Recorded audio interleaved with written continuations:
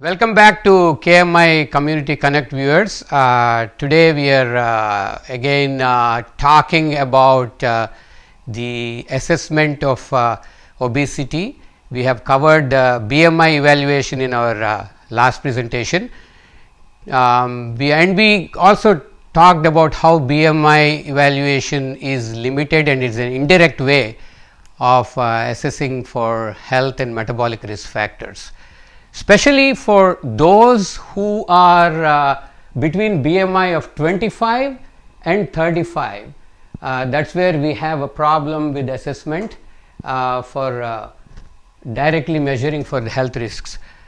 Today actually I am going to be talking about another direct way of measuring health risk, which actually is as a marker for something called as visceral adiposity. Adiposity is fat, visceral is the internal, the central, the fat that is for between the organs and inside the organs. So, it is the visceral adiposity which is a direct marker, and it provides additional information by measuring the waist circumference. So, waist circumference is another nice direct way of measuring the health risk factors. Along with the waist circumference, which is mostly done in either inches or centimeters, I will be mostly talking about inches and sometimes maybe centimeters, and also using the same waist circumference and using it with waist to hip ratio, which is again in inches, and also another third way to assess is waist to height ratio, again that is in inches. So, let us talk about how do we measure the waist circumference first.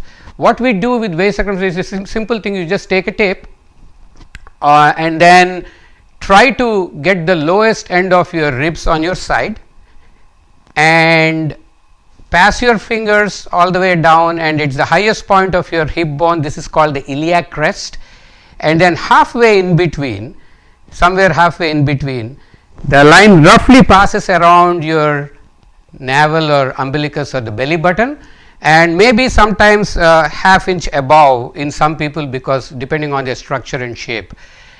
This measure is best done when somebody is turned around from the back, and also when somebody takes a nice deep breath and breathes out. Once he breathes out, then you take the measurement. So, that is how you get the waist measurement. How do you get the waist to hip ratio?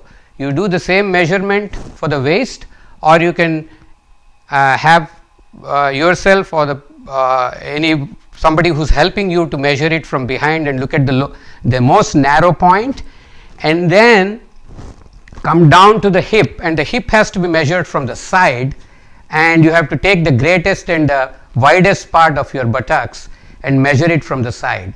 Now, you take the waist measurement on top and take the hip measurement on the bottom and get a number. And the third one is the waist to height ratio, that is also in inches. So, you take the waist measurement and put your height, and then you get a number.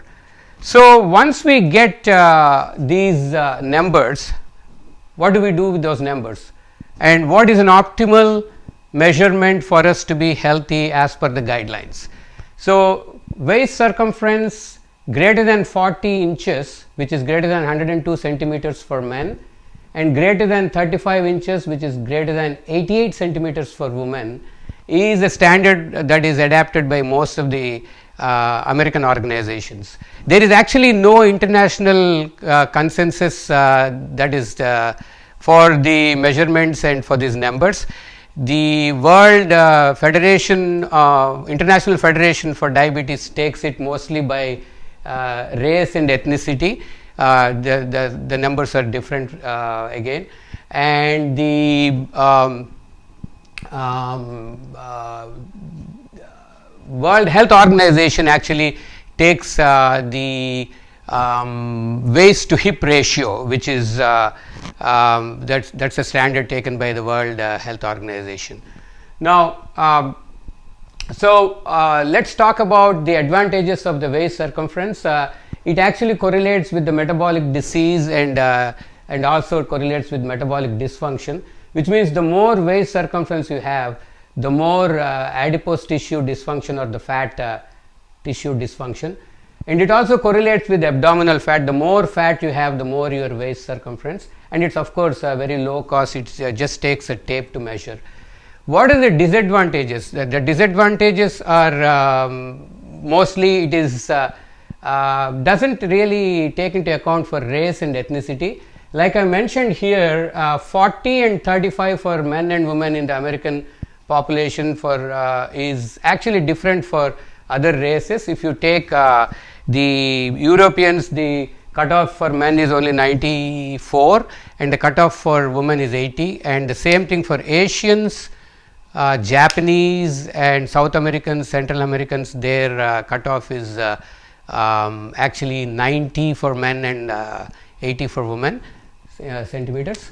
The Sub-Saharan, Mediterranean and the African populations are also somewhere similar to the Europeans. So that's about the disadvantages in terms of race and ethnicity. And also very important is the BMI greater than 35. If the BMI is greater than 35, which means once it is crossing to this area of stage 2 and 3, it does not provide any additional information for increased health risk, because they are already at a higher risk with a BMI of 35. So waist does not really add any extra information. So that is as far as the waist circumference is concerned. Now let's talk about the waist to hip. We put these numbers for waist to hip, and if it is 0.9, when we divide these inches to 0.9 for men, and then if it is greater than 0.9, you are at a higher risk. If it is greater than 0.8 for women, it's at higher risk for metabolic disease. Now what happens is mostly men try to accumulate, or even some women, because of hormonal issues. If you gain weight in the upper part of the body, then that's called as the android type. This is the one that most of you are familiar with the term apple shaped. Then there is a gynoid type, which is the fat that is around the lower part, around the hips and thighs. That is the pear shaped, the fat accumulating in the lower part. So why do we do this waist and hip? Because the waist actually measures the visceral fat. Like I told you, it is the internal belly fat, that is the fat that we don't want, and it is the most dangerous fat. It is the internal belly fat that we measure with the waist, and when we measure the hip, it is the subcutaneous fat, which is the preferred fat. The subcutaneous fat is much more benign, and it is for padding and thermal insulation. So it's better to have more of subcutaneous fat compared to the visceral fat. That's why we have a number which should be less than 1 always. For men it is 0.9 and for women it's 0.8. One thing to remember when we do the waist hip ratio is always have your feet together. Your feet have to be together when we measure it, otherwise you will get a false reading, you won't get an accurate reading. So the feet together is very important when we do the waist hip ratio. The last one measure is the waist to height ratio. And this is something that personally I like. The waist to height ratio has to be less than 0.5, lesser than equal to 0.5.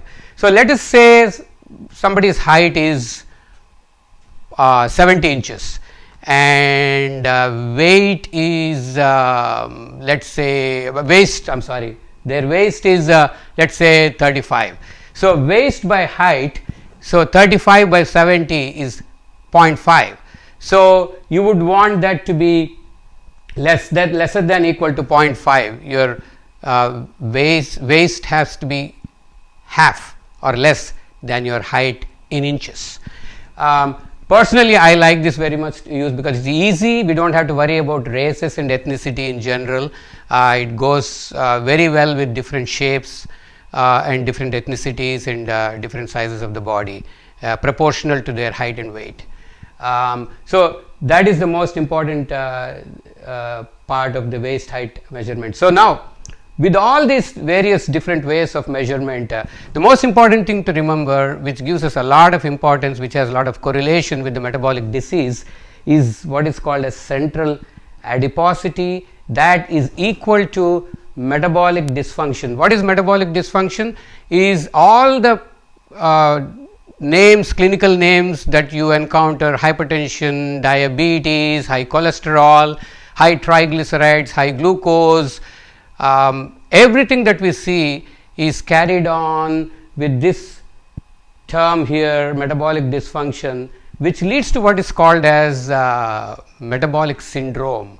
We are going to be talking a lot more about metabolic syndrome, metabolic dysfunction, more so central adiposity, how it behaves and why is it so dangerous, why is it so different than fat in other areas.